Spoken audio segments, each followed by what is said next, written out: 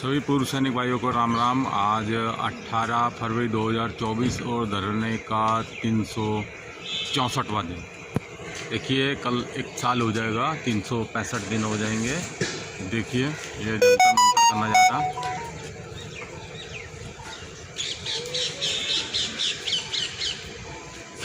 वो भी बैनर लगे हुए हैं। जंतर मंतर में फ़िलहाल धरनों की अनुमति नहीं, फिर भी प्रशासन से सहयोग करके हम 1-1.5 घंटे के लिए बैठते हैं।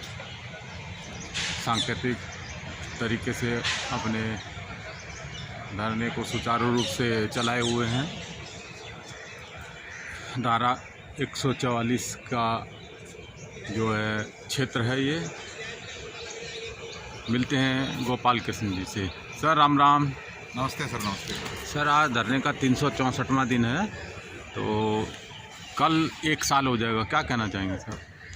364 डेज हो गया सर। 18 तारीख है, अभी 2 दिन के बाद जो 366 डेज हो जाएगा तब हमारा एक साल पूरा हो जाएगा। अब देखो हम यहाँ पर बैठे हैं, जो आंदोलन है 144 धारा लगे हैं, और आज हमने देखा आते टाइम पर जो इस जगह पर जो दोनों बैरिकेड के बीच में ये खाली छोड़ दी, लेकिन ये आधा किलोमीटर दूर में बैरिकेड लगा कर वहाँ पर फोर्स को लगा रखा है, वहाँ से आने नहीं। ये तो बिल्कुल खाली छोड़ दिया। इस जगह पर अभी देखो कुछ भी नहीं दिख रहा, कोई आंदोलन नहीं है इसके अंदर, लेकिन दूर से रोकना शुरू कर।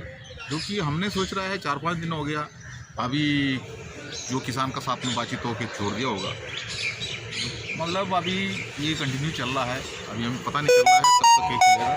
लेकिन मैं एक बात कहना चाह रहा हूँ, मेरे पास व्हाट्सएप पे काफ़ी मैसेजें आ रहा है। हमारा पूर्व सैनिकों का व्हाट्सएप में पर्सनल में जुड़ा हुआ है।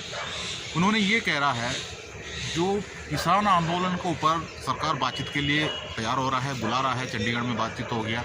देखो उनमें एकता देखो, उन्होंने जो 2 दिन के अंदर 3 दिन के अंदर सरकार को जुड़ा है। आपने 1 साल से, हमारा 1 साल से चल रहा है, तो हमारा तरीका में कहीं कोई गड़बड़ तो नहीं है, तो आप कमेटी के अंदर थोड़ा निर्णय लें। तो मैं अपने पूर्व सैनिकों को ये कहना चाहता हूँ, एक ऐसे मैसेज देना चाहता हूँ।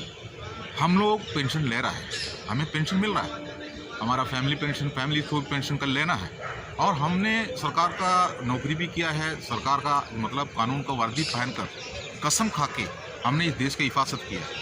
तो ऐसे में हम अपना पेंशन का बढ़ोतरी के लिए, और हमारे साथ में जो विसंगतियाँ हुआ है, जो भेदभाव हुआ है, जो हमारे को गुलाम करके रखा है, उसी का विवरण सरकार को देकर 1 साल से बैठा हुआ है। तो हम लोग ऐसा कोई कदम नहीं उठा सकता है जो किसान जो करता है, आंदोलन में तोड़फोड़ करता है, जो उनका कोई नुकसान नहीं होता है, जो कि उनको सरकार से उनको कुछ भी नहीं मिलता है। जैसे मान लो पेंशन जैसा, पेंशन एक हक ऐसे होता है, हम पेंशनर को जो रूल्स रेगुलेशन भी पालन करना पड़ता है। मतलब हमने देश संपत्ति को कोई नुकसान नहीं कर सकता है, और हमारा देश सुरक्षा में लगाया और बैरिकेड को तोड़ फोड़ नहीं कर सकता है। जो कि गेट है, जो वो एक सुरक्षा गेट माना जाता है। हम लोग भी ऐसे गेट में ड्यूटी की है, तो गेट को मान नहीं होता है, गेट का ताकत नहीं देखता है, लेकिन गेट के पीछे के कानून को ऊपर होता है। जैसे मान लो हम मकान बना दिया है, जो अपना कमरा है या अपना बॉक्स है, उसमें हम ताला लगा देता है।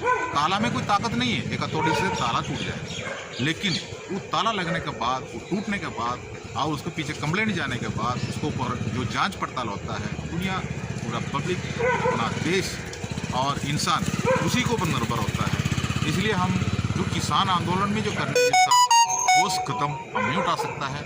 हम संसद घेरने के लिए जा सकता है, वहाँ सांसद बैठा हुआ है, हम सांसद घेरने के लिए जाएंगे, सांसद घेराव करेंगे, लेकिन हम वहाँ पर बैठा हुआ सांसदों के साथ में कोई अभद्र व्यवहार नहीं कर सकता है, क्योंकि हम लोग देश का कसम खाए।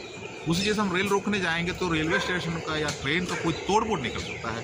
हमारा विरोध प्रदर्शन है, उसमें से सरकार को कुछ जो उनका खाता में जो टिकट वगैरह लेके लोग आता है, पैसा आ जाता है, तो उनको उनका जहाँ के लिए वो टिकट लिया है वहाँ तक उसको पहुँचाना भी सरकार का मतलब जिम्मेदारी है।